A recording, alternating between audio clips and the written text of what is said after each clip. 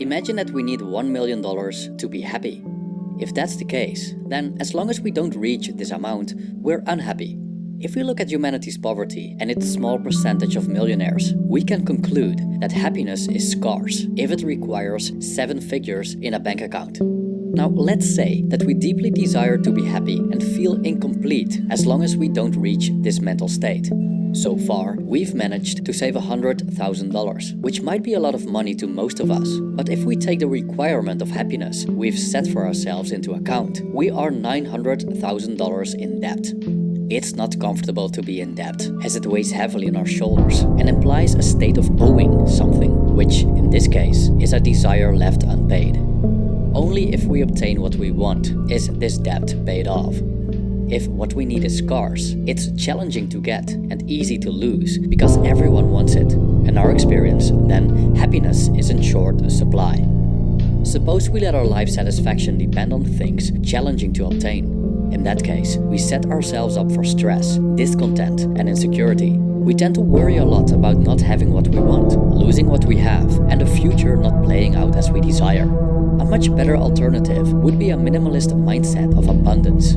If we experience no shortage in getting our needs met, we'll quickly achieve a state of contentment. And the quickest way to reach abundance is by downgrading our needs. The less you want, the more you have. And when we have plenty, we care less about gain and loss. We're less stressed about missing out and less fearful of change.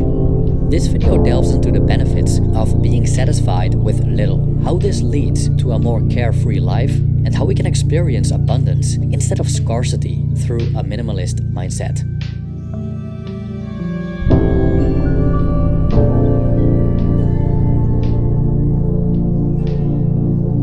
When happiness is in short supply, we need to work hard to obtain it.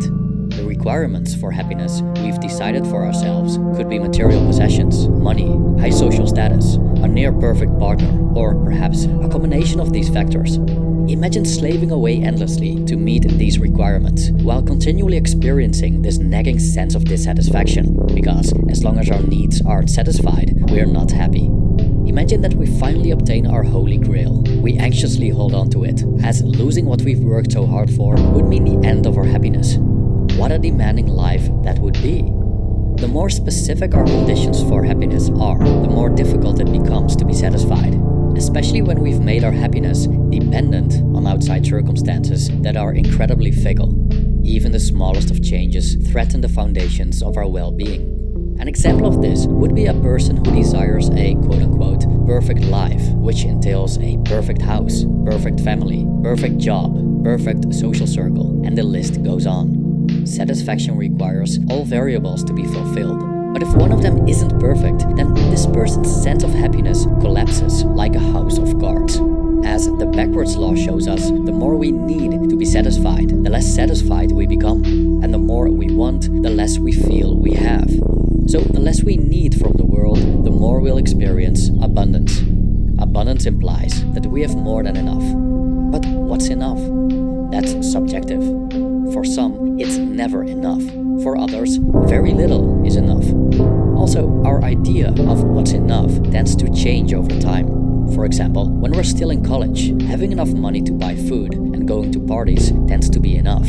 But when we're advanced in our careers, we could very well be dissatisfied with salaries that dwarf the income of most students. The good news is that we can change our perceptions of what's enough. And the less we need to have enough, the easier we're satisfied. We're also less distressed by the fickleness of the outside world, as a changing environment won't easily affect what's plentiful. Just look at the oceans. Despite all the changes our planet has gone through during the last 4 billion years, they're still around. Imagine someone who is happy and fulfilled with the essentials, like clothing, food, shelter, and a few people to talk to now and then, online or offline. This person's satisfaction depends on abundant things and, thus, is easy to obtain. So it's tough to harm this person's contentment because what's abundant will always be readily available, contrary to what's scarce. So the less we need, the stronger our position becomes. However, we can be without desire entirely. Having needs is part of being human, but we can manage our desires, so we dwell less frequently in a realm of scarcity and lack, and predominantly in the domain of abundance. As Epicurus once stated, if you want to make a man happy, add not unto his riches, but take away from his desires. End quote. Here are a couple of ways to channel our desires so that we can shift from scarcity to abundance. 1. The power of moderation. In a previous video, we've explored the philosophy of Epicurus in the context of minimalist living. Epicurus distinguished three kinds of desires: natural and necessary desires, like food, shelter, and rest; natural and unnecessary desires, like luxurious food and expensive clothing; and vain desires, like power, extreme wealth, and fame. In short, Epicurus believed that we should focus on the first, which are necessary and easy to satisfy, and avoid the latter, which are unnecessary and impossible to satisfy. However, this also leaves a vast gray area of needs that, in the modern world, aren't necessary for happiness, but still abundant and thus easy to obtain. For example, listening to music, playing video games, or browsing YouTube.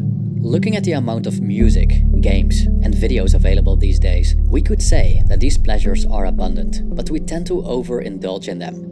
Now, the problem is that overindulgence leads to dissatisfaction, despite the abundance.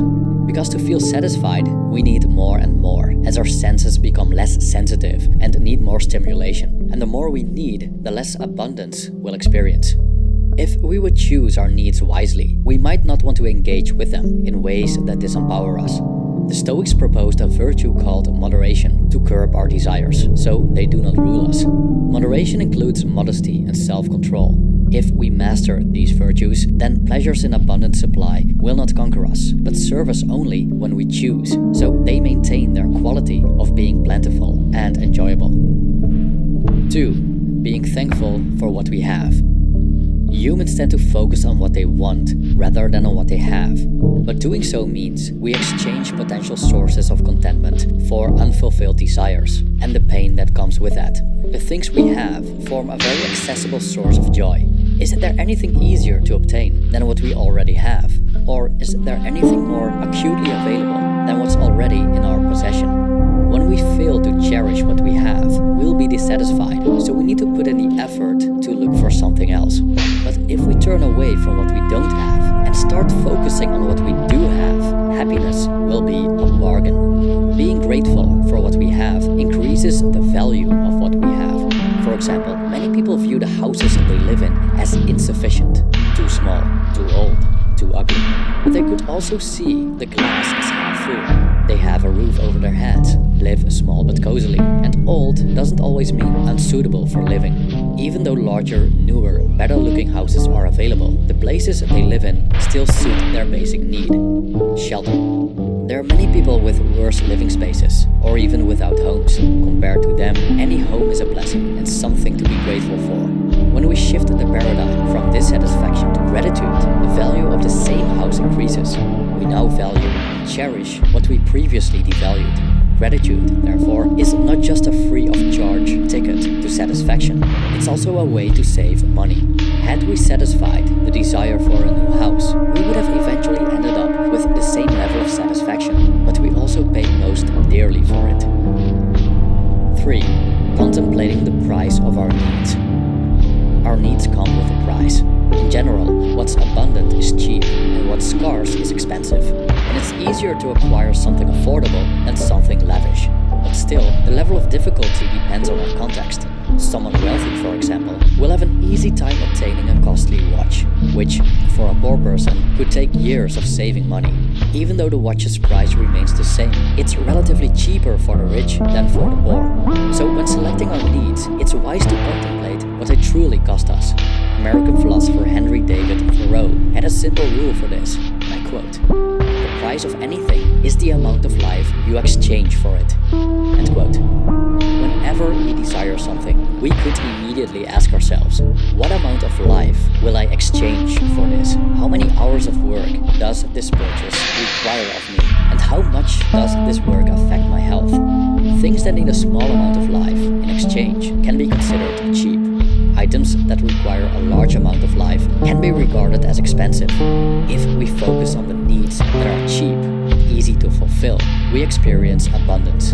This abundance is either based on having plenty of resources or the minor requirement of life that it takes to fulfill it. Taking an expensive mortgage may not be such a great idea if this requires us to walk on our toes for it. Even though we might buy a dream house eventually, the price could outweigh the benefit. 4.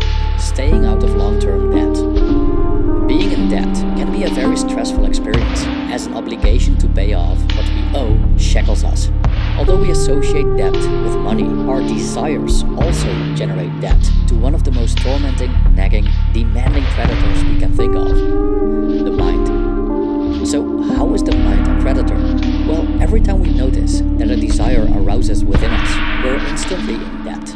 We moved from the debt-free experience of contentment, in which we owe ourselves nothing as we have no desires need to be paid off, into the red.